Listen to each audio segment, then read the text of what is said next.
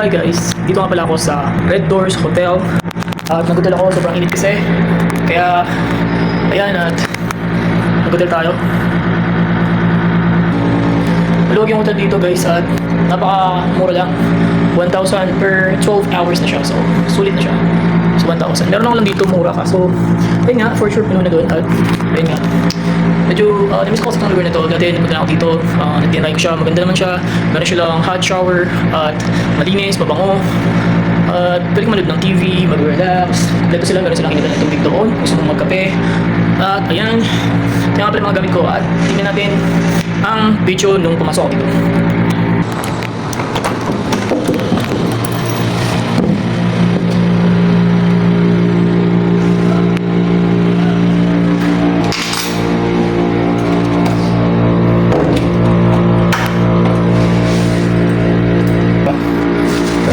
Pwede tayo magkape.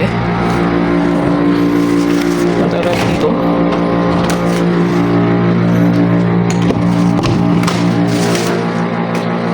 Ito nga guys, meron tayong ayan, ang ganda ng ating bed.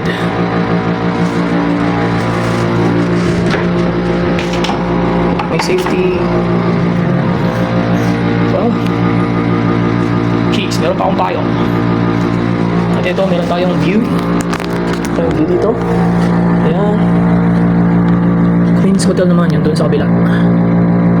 Diba? Meron tayong view. Oh. Ayan. Parang sira na ako dyan. Ayan ang gagawin guys. Ayan tayo, balik kami. Ayan na silang sofa doon sa taas. Kauya Hotel. Madali dyan guys, pero okay na dito.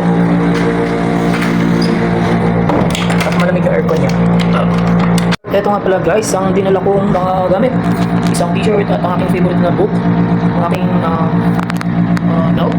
power bank. So pwede mawala yan. At t-shirt ulit. Tissue, short. At ang aking Type-C charger. At maong na pants at jacket. At ayan. Dito nga guys, samahan niyo ako mag-exercise dito sa loob ng hotel. At meron nga pala walang wax at alcohol. Dito. At ang aking wallet na regalo sa akin ng TL ko. Yan. Nangart na tayo, may gold mix. Kaya kung hindi tayo papuwisan dito guys.